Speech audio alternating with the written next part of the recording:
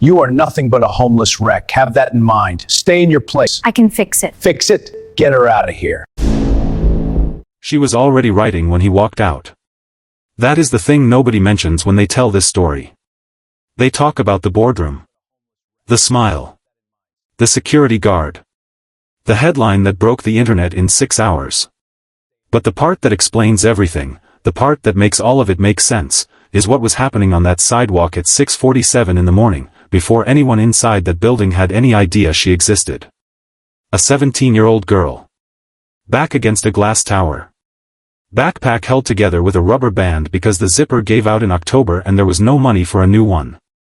Left shoe split at the sole, sealed with electrical tape, not because she hadn't noticed, but because she had, and she sealed it anyway, and kept moving. She was writing in a notebook. Not doodling. Not journaling. Equations. Clean, structured, branching down the page in a logic tree so precise it would have made a graduate student lean in and go quiet. Line after line. Fast and certain. She didn't pause to search. She paused the way people pause when they're listening, to something internal, something moving faster than the pen. His name was Earl. 22 years pushing a mop cart through that lobby. He'd seen every kind of person come through those doors, hedge fund managers at 7 a.m., interns at midnight, the full spectrum of ambition and exhaustion a 40-story tech tower generates in a week. He thought he had a read on people. He stopped when he saw her. Because in 22 years, he had never seen a teenager sitting on that sidewalk doing that. He walked over. Asked what she was working on. She didn't look up. The problem on your company's whiteboard, she said. The one on the 14th floor. Earl went quiet. Not confused, recalibrating. How do you know about that? She turned a page. The window was open Tuesday, she said. The wind turned the page. I need you to hold that image for just a second before we go any further. A girl on a sidewalk. A problem 14 floors above her. A window that happened to be open on a Tuesday. And a mind that saw a single page blow past in the wind and thought, I know where that problem lives. I can fix that. That was Maya Chen. Before anyone in that building knew her name. And here is the question this entire story is built around, the one I want sitting with you for the next 30 minutes. What does the world lose, every single day, because we have already decided in advance who is allowed to carry the answer? Stay with me. Because what happened inside that building is going to make you feel something you have felt before. Something specific. Something in your body before your brain finishes processing it. And what happened after, the part no one saw coming, that is going to stay with you long after this ends. If you are new here, subscribe right now and hit the bell. This channel exists for exactly these stories. The ones the buildings don't want told. Now, let's go back to the beginning. Maya's morning started at 5:15. Not because of an alarm. She hadn't had a working phone charger since November. She woke at 5:15 because her body had learned to, 8 months of shelter living and couch rotation and the hypervigilance that comes from never being fully certain where you'll sleep 2 nights from now had rewired something in her. She woke before the world could surprise her. She had learned that surprises, in her life, were rarely the good kind. She washed her face in a McDonald's bathroom on West Jackson. The overnight manager was a woman named Sandra who had long ago made the quiet decision to simply allow certain things to be what they were. Sandra never said anything. Maya never took more than 5 minutes. That was the arrangement, and it worked. She ate a granola bar she'd paid for with exact change, counted twice the night before. She had learned the specific humiliation of being 2 cents short at a register with a line behind her, and she had decided, after the first time, that she would count the night before and never feel that again. She walked 4 miles. The bus pass had run out Thursday. 4 miles in a Chicago march, with the split sole, in a hoodie doing about 60% of what a coat would do. She walked like she had somewhere to be. She did. At 7:15 she was at the Harold Washington Library on State Street, the big one, with the owls on the roof, 3rd row from the back, table near the outlet, away from the windows so the light didn't hit the page wrong. Her table. The one that had been her office, her classroom, her only fixed point for 8 months. Darnell was already waiting. He was 10 years old, technically performing below grade level, but not because he didn't understand. Because nobody had yet explained things in the language he already spoke. Maya had figured that out in their first session. She'd put down the worksheet and said, if you and your brother split 2 hours of controller time into 3 equal parts, how long is each one? He answered in 4 seconds. She said, that's fractions. That's all fractions are. And she watched something unlock behind his eyes. She charged $5 an hour. His mother Brenda, a home health aide who worked 12-hour shifts and still showed up at this library twice a week with her son and a hopeful expression, offered her $7. Maya took the $5 and handed back the $2. No speech. No moment made of it. Just the $2 returned, quietly, and the notebook already open. That notebook. It was her father's. David Chen had bought it in 1998 at 22 years old, his first week as a junior systems engineer. He'd filled 40% of it, small, precise handwriting, the handwriting of a man who understood that space was not decorative. Maya had filled the rest. Her handwriting was different, faster, the letters tilting forward like they were chasing something, but the thinking underneath was the same. Her father's logic, trained into her the way a language is trained into a child. Not as instruction. As conversation. In the middle of the notebook, her father had written one sentence and underlined it. Not a quote from anywhere. Something he had thought himself and decided deserved to stay. Every system breaks at the place no one thought to look. She had read that line so many times it no longer required reading. It lived in her now like a heartbeat, present, constant, only noticed when it was about to mean something.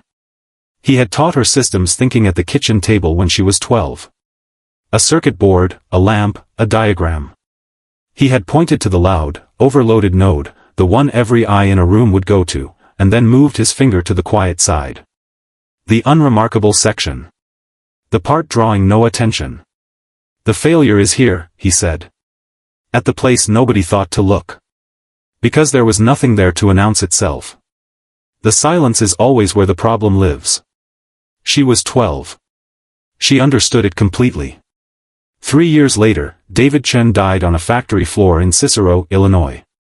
A pressure valve in a hydraulic press had not been inspected on schedule. 3 weeks overdue. The person responsible had been let go in a cost-cutting round and the task was never reassigned. Nobody noticed because the valve was quiet, it had never given trouble, and quiet things don't draw attention. Until they do. The failure was at the place no one thought to look. The investigation said exactly that, in the careful language of official documents that describe disasters without assigning faces to them. Maya had read that report 17 times. She knew it the way you know things that have broken you open and put you back together in a different shape. She was 14 when it happened. 17 now. 3 years of her mother disappearing into grief and then into something worse than grief. 3 years of a cousin's couch in Pilsen, a shelter on the north side, and this table at this library. 3 years of carrying the notebook like it was the last ongoing conversation with someone no longer there to have it. She was still having it. That Monday morning in March, after Darnell went home with his mother and the $5 was in her pocket, she walked toward the Arcos Digital Tower on Michigan Avenue. Not because anyone inside knew she existed. Because 2 weeks ago, a memo had blown out of the revolving door and landed against her shoe. She had read it twice. She had opened the notebook to a clean page. She had seen immediately where the problem was. The passive relay cluster. The silent node. The place the entire engineering team on the 14th floor had been failing to check for 11 days. 14 floors up, a man named Derek had a Carnegie Mellon master's degree, 7 years of experience, 3 engineers on his team, and a whiteboard covered in wrong answers. He hadn't slept more than 4 hours straight since February.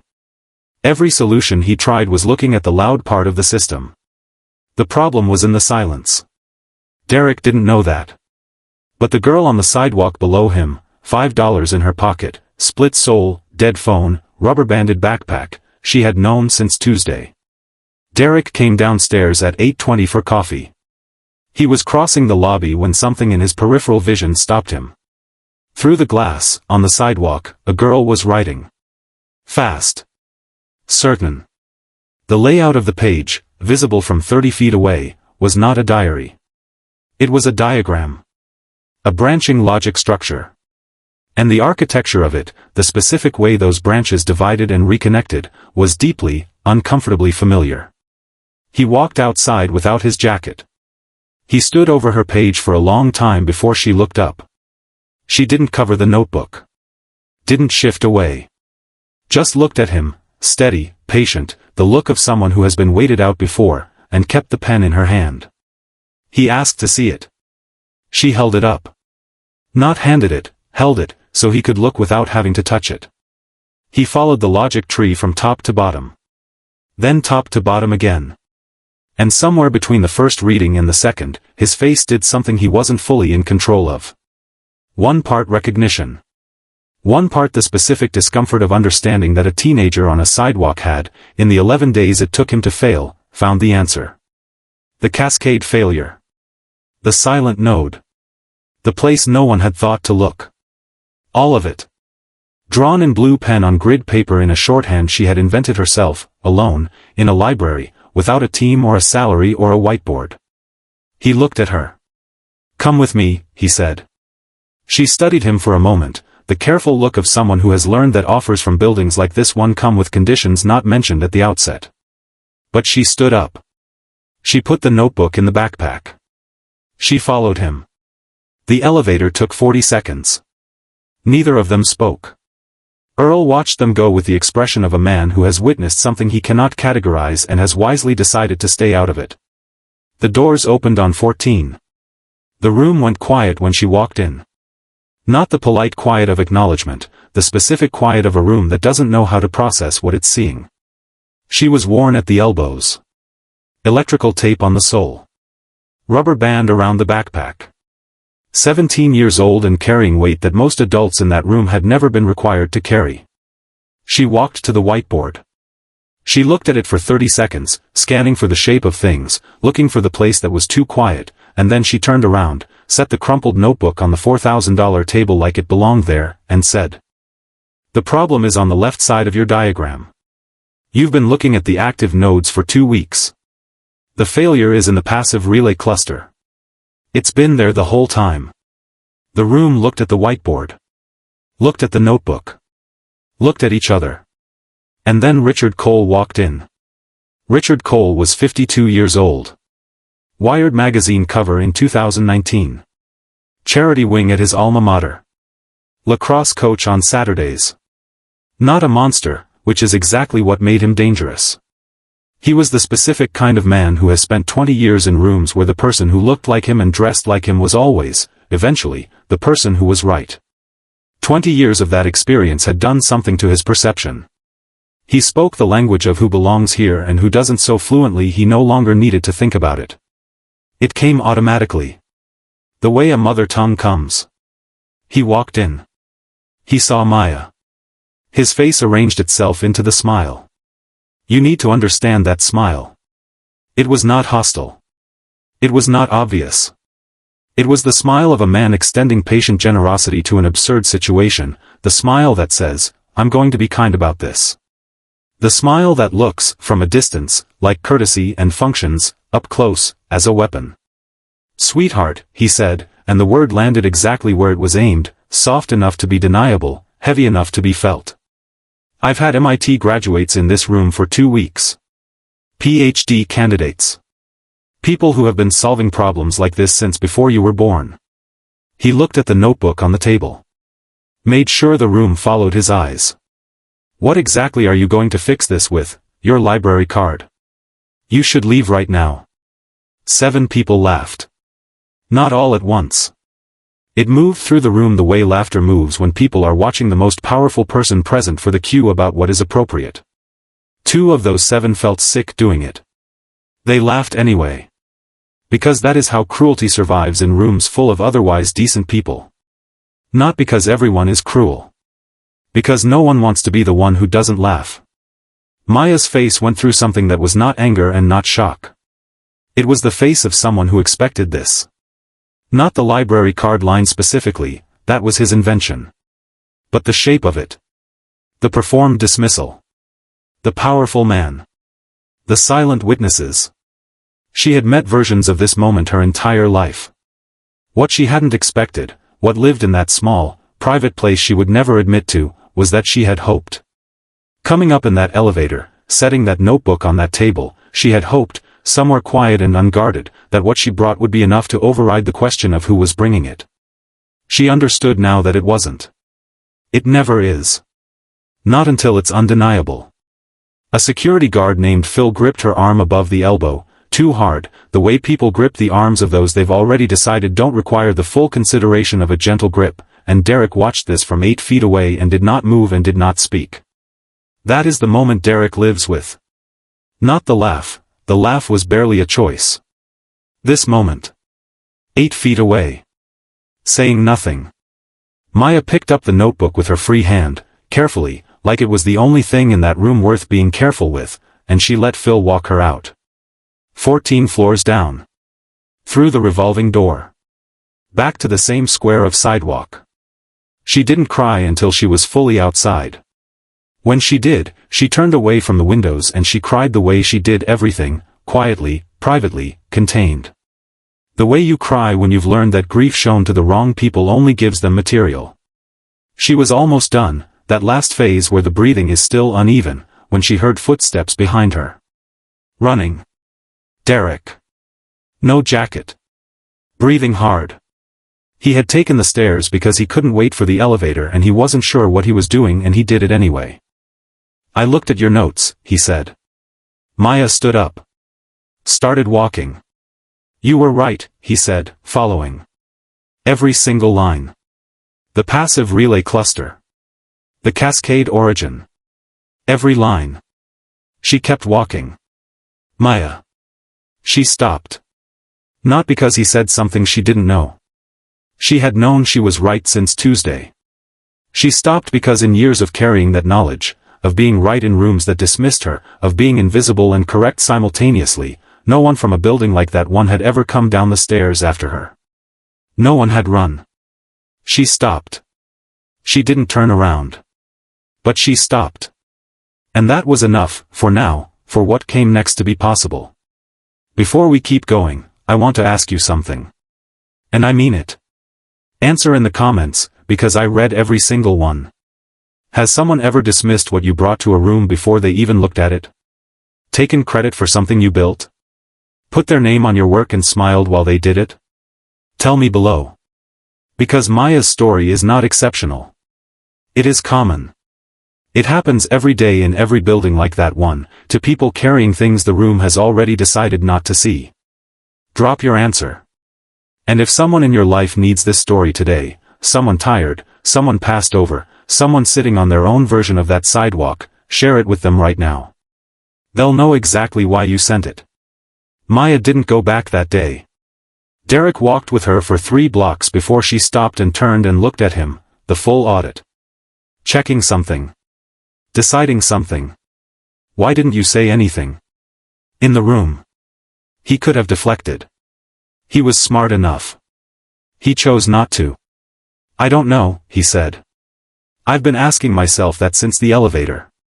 She held his gaze. He'll call security again next time. Probably, Derek said. But I'll be standing there this time. It wasn't a promise that fixed anything. A decent man who arrives late is still late. But she had been reading people in difficult rooms her whole life, and she knew, she could hear, that Derek meant it. That he was standing on that sidewalk in the cold without a jacket because something had broken open in him in that conference room and he was not ready to go back upstairs and pretend it hadn't. She didn't go back with him. She went to the library. She opened the notebook to a clean section and she rebuilt the full solution from memory, not because she needed to verify it, but because the notebook was hers and the solution was hers and she was not going to let Phil's grip on her arm be the last touch that solution received. 6 hours of work. No food. At 3 p.m. she closed the final page and felt the specific quiet satisfaction of a thing done correctly, the satisfaction nobody else in that building had felt in 11 days. She walked to the shelter. She slept 7 hours. 3 days later, the world inside that tower fell apart. Wednesday morning. The Arco's one product launch. Live stream. 40,000 viewers. 6 journalists. Richard Cole on camera, projecting the particular certainty of a man who has never, publicly, been wrong. The system failed at the 12-minute mark. Not a glitch. A full catastrophic cascade failure, unfolding in real time on a screen 40,000 people were watching. Originating from the passive relay cluster on the left side of the architecture. The silent node. The exact failure Maya had identified. The exact failure her solution would have prevented. The silence, finally making noise, in the worst possible place, at the worst possible time, in front of everyone. Richard Cole watched his product die on camera. He held his composure for 45 seconds. Anyone who has watched a man who built his identity around never being wrong be catastrophically wrong in public will understand exactly what those 45 seconds looked like. Derek sat in the emergency all-hands meeting and felt something settle into his chest like concrete. Not satisfaction. Not vindication. Something heavier and colder than both. The feeling of having stood 8 feet from the answer and said nothing while the answer was walked out by a security guard. He sat with that for 2 hours. Afterward, Richard Cole called Derek into his office and said, without turning from the window, "Find the girl. Bring her in. Whatever she needs." Derek said, "What's her name?" Richard turned around. "What? Her name? You said whatever she needs. What's her name?" A pause. "You know her name. I want to know if you do." Richard looked at him for a long moment. "Derek. Bring her in." Derek found Maya at the library.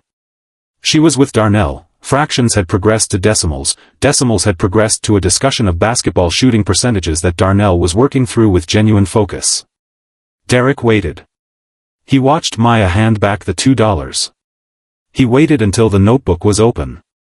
Then he sat down and delivered the offer. Unpaid consulting. No contract. No credit anywhere. Richard Cole's personal promise of, Derek quoted it exactly, because Maya deserved to hear the actual words, visibility and gratitude. Maya listened without interrupting. When he finished, she said, "No." Not angry. Not wounded. The flat, settled no of someone who has heard variations of this before and has learned that no does not require an explanation to be complete.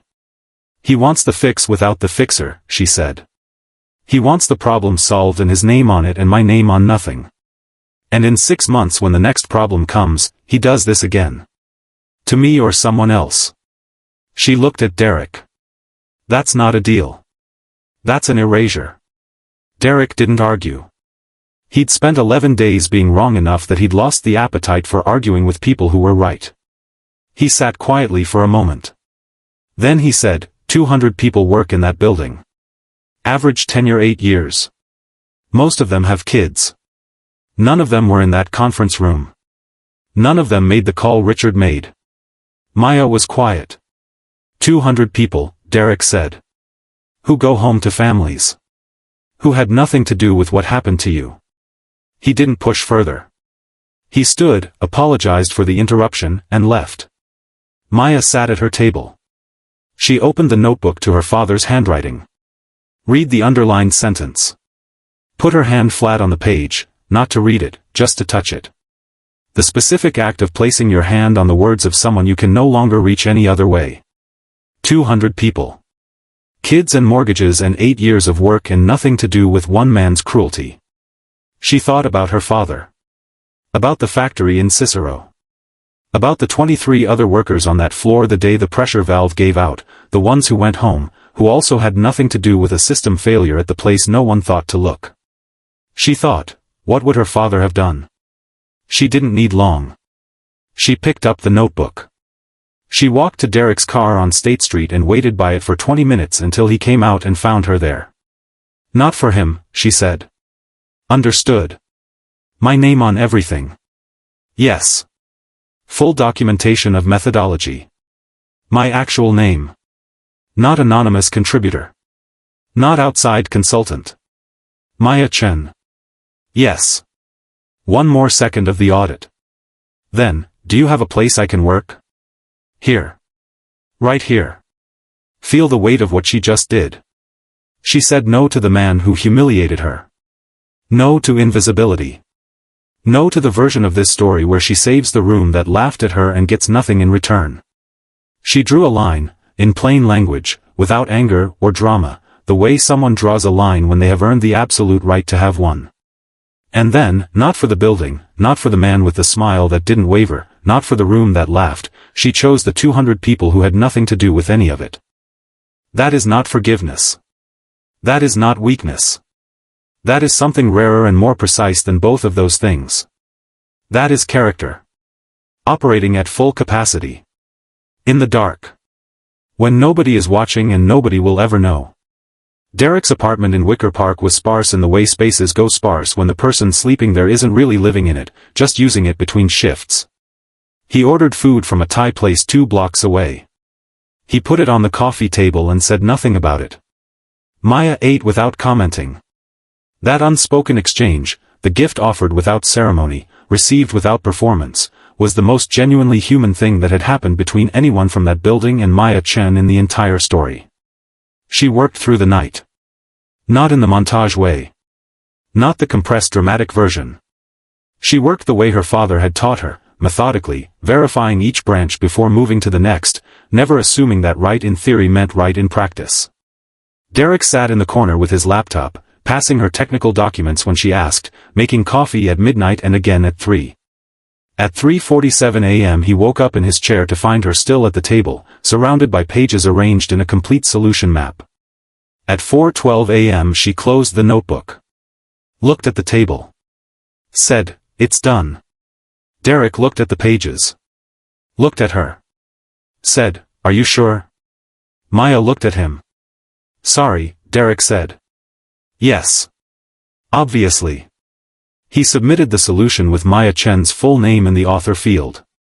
Her complete methodology documented across 18 pages of appendices specifically designed to be traceable, meaning anyone who later tried to claim the work as their own would have to account for 18 pages of detailed process documentation in a notational style that had clearly been developed by one specific mind, alone, over a long time.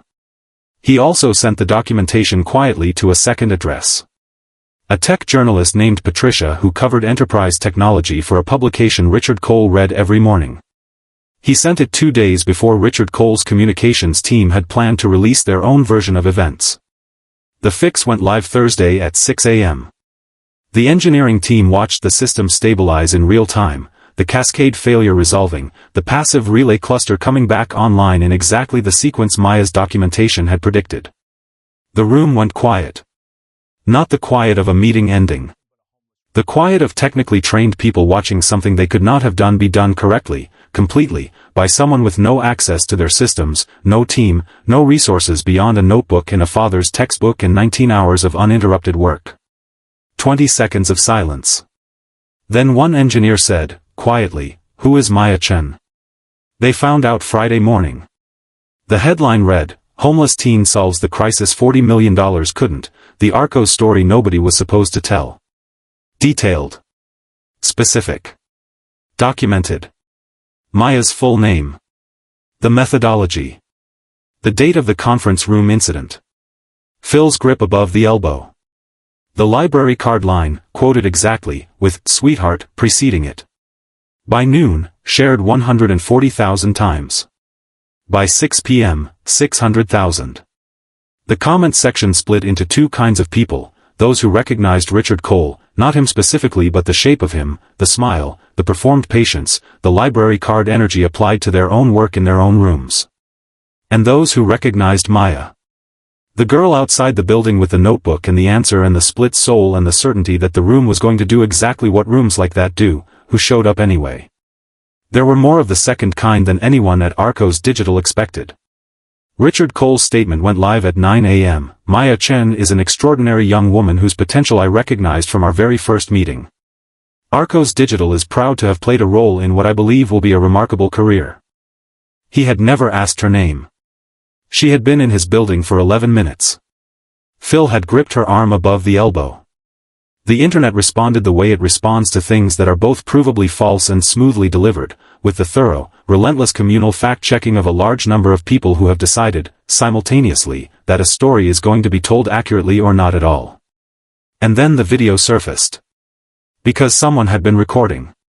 Someone is always recording. 43 seconds. Far corner of the room. Audio slightly muffled. Sweetheart. The pause. What exactly are you going to fix this with, your library card? You should leave right now. The ripple of laughter. Maya's face, you could see it clearly in the video, the stillness of it, the held quality of it, and then Phil arriving, and the grip, and the notebook picked up from the table. 43 seconds, placed next to Richard Cole's statement in 800 posts in the first 3 hours. The silence that followed was not comfortable for anyone at Arcos Digital. But Maya wasn't watching any of it. She was at the library. Third row from the back. Near the outlet. Darnell's session in an hour. Her father's textbook open in front of her, the underlined sentence the same as it always was. She read it the way she always read it. Present. Certain. Ready for whatever the silence was holding. Richard Cole's statement was updated 4 hours after it posted. Gone, I recognized from our very first meeting. Gone, played a role. What remained was careful and vague, which is often how the second draft of a lie works. You are nothing but a Less homeless surface wreck. Have area that to in hold mind. on to. Stay in your place. The internet held on to Fix the it, original. Get her out of here. Screenshots have long memories. The first draft lives in shares and quote posts and the institutional memory of people who have been lied to before and learned to save the receipts. Derek was called into Richard Cole's office Friday afternoon. Door closed, unusual, because Richard always kept it open, it was part of the image. 4 minutes. When Derek came out, his face was the face of someone who has just watched a person make a choice and understood, finally and completely, what kind of person makes it. He went to his desk. He opened his email. He wrote 2 paragraphs addressed to the board of directors. Meanwhile, Maya had 3 full scholarship offers from universities that 4 days earlier had not known her name. A STEM foundation sent a representative to the Harold Washington Library in person. Someone had been paying attention for longer than she knew. And then there was Carol Reeves. Carol was the CEO of Steady State Systems, Austin-based, offices in Chicago and Seattle, 200 employees. She was 44 years old. She had grown up in a Baltimore shelter between ages 8 and 11 while her mother worked 2 jobs waiting for a housing voucher that took longer than promised. She had put herself through a state university on grants and work study. Started her first company at 29 with $11,000 and a co-founder she met at a bus stop. Built Steady State without a single investor from her family's network, because her family didn't have one. Carol did not call through an assistant. She called Maya directly on a Saturday morning. Maya was at the library. Carol said, I read the article. Then I found the methodology documentation, took me 40 minutes and it was worth every one. I've been building systems for 20 years. What you built in 19 hours, alone, with a notebook, I know what that is. I know what it costs. And I know what it means that you've been doing it without anyone's help. She paused. I'd like to offer you something that requires a contract, a salary, and your name on everything you touch. Not charity. An investment. I've seen what you can do and I want to be part of what you do next. Maya was quiet. She looked at the textbook. The underlined line. Her father's handwriting layered beneath hers on the same page, 2 conversations in the same space across 3 years of distance. I need to finish something first, she said. Of course. What are you finishing? Darnell still doesn't have decimals down, Maya said. He's close. But he's not there yet. Carol was quiet for a second. Then, take the time you need. I'll be here. That evening Maya sat in her corner of the Harold Washington Library, the table that had been her office and her classroom and her only fixed address for 8 months, and she opened the textbook to the inside cover. Her father's inscription. Small, precise handwriting, the world will not always make room for you. Make room anyway. She had read those words 1,000 times. At 14, when her father had just died and the world had taken something from her and showed no sign of giving anything back. At 15, when her mother disappeared into the thing grief becomes when it goes untreated. In shelters and on couches and at this table, through every version of the last 3 years. She read them now, same words, same handwriting. And something in the reading was different. Not the words. Something in her. She looked up at the ceiling. The cathedral quiet of a library on a Saturday evening, full of people each privately somewhere else inside their own mind, each of them here because they needed something the outside world was not currently offering. She stayed inside that moment. The way you stay when you know you'll need to remember it. Then, quietly, for the first time in a way that reached her whole face, Maya Chen smiled. 6 months. That is how long it took for the sidewalk to become something different. Not monument. Not marker. Just different, the way things are different when the person who used to occupy a space has moved through it and out the other side into something that was always waiting for them. Maya stood outside the Arcos Tower on a September morning. Warmer than March. The particular Chicago September gold that exists for about 3 weeks before the gray returns. She was wearing a badge. Not Arcos Digital's badge. Steady State Systems. Her building was 3 blocks north. But she had come here first. She stood on the same square of sidewalk. Looked up at the 14th floor. The window was open, September, the kind of morning where you open the window because the air deserves to come in, and she stood there for a moment, looking at the open window, remembering a Tuesday in January when the wind turned the page. Then she walked to her building. In the Steady State Systems conference room on the 8th floor, Carol Reeves announced the David Chen Engineering Fellowship. Named for a systems engineer who worked on factory floors and kitchen tables, and in the margins of a notebook his daughter carried through 8 months and 3 years of loss to a room where his name could finally be spoken aloud in front of people who understood what systems engineers do and why it matters. When Carol said the name, David Chen, Maya went still. Not the stillness of grief. The stillness her father had taught her. The stillness of someone who has learned to hold enormous things without being broken by them. She went very still and she did not cry, and anyone who has ever held something enormous inside a public moment will understand exactly what that stillness costs and what it means. The fellowship was designed to find teenagers in housing instability, the ones already working on problems nobody asked them to work on, who carried notebooks and showed up and counted their change twice and still left a tip. The ones told, in various voices and various levels of courtesy, that their library card was not sufficient credential for the rooms they were trying to enter. Not a scholarship. Not a donation. A system. Built specifically for the place no one had thought to look. Derek was there. 3rd row. He had left Arcos 6 weeks after the article ran. His letter to the board had triggered an investigation, the investigation had triggered his exit, a quiet story the world mostly didn't notice. He had a new job. A smaller company. A manager who read the work before deciding what it was worth. He sat in the 3rd row and watched Maya Chen receive the first award under the fellowship bearing her father's name, and his face was the face of a man who had made a late decision correctly and was learning, slowly, to stop measuring himself by the lateness of it. Richard Cole was not in the room. He was still CEO of Arcos Digital.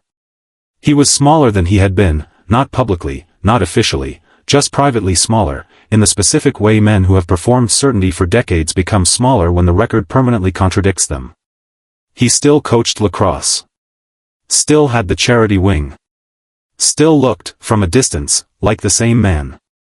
But the distance was different. People looked at him from a different distance now. He knew it.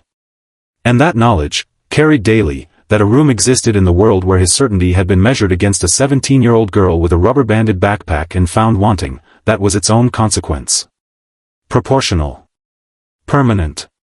Exactly sufficient. When Maya spoke, she didn't speak to the room. She spoke to the person watching this on a phone at 11 o'clock at night with one earbud in. The person who worked a full day in a job where someone talked over them. Whose idea was presented as someone else's. Who smiled through something that should have made them scream. Who is tired in a way sleep does not fix. Who is wondering, in the particular quiet of that kind of tired, whether what they carry is actually worth anything, or whether the rooms that keep saying no are simply right. She said. You are not invisible because you are easy to overlook.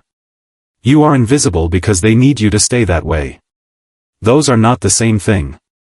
One is a fact about you. The other is a strategy. And the difference between those two things is everything. She paused.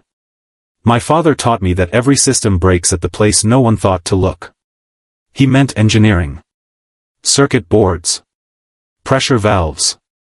But here is what I have learned in the 3 years since I lost him and the 8 months since I lost my address and the 11 days I spent on a sidewalk solving a problem a tower full of people with salaries and whiteboards could not solve. The place no one thinks to look is always, where the answer lives.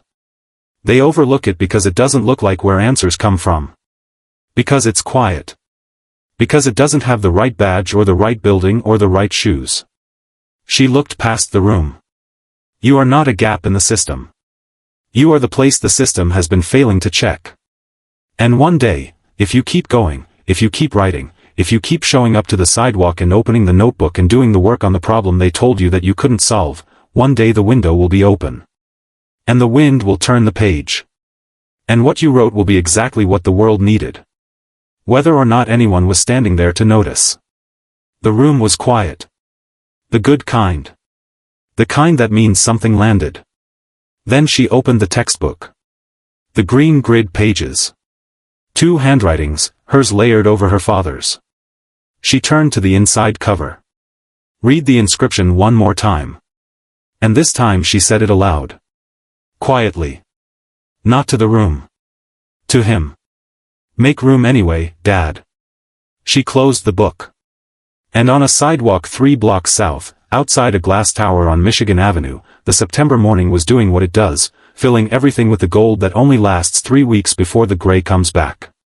The square of pavement where a girl used to sit was empty now. The window on the 14th floor was open. And somewhere, in a library, at a table near an outlet, in a shelter, on a bus, in a back row, in a corner, in every place that power has decided is not the right place for an answer to come from, someone was writing. They didn't know yet what they were writing toward. But they were certain. And the pen was not stopping. That is where every system that ever mattered was built. Not in the boardroom. Not on the magazine cover. Not behind the badge or the salary or the smile that never wavers. In the silence. At the place no one thought to look. If this story moved you, and I believe it did, because you are still here, share it with one person who needs it today. You know who that person is. And if you are not subscribed yet, do it now.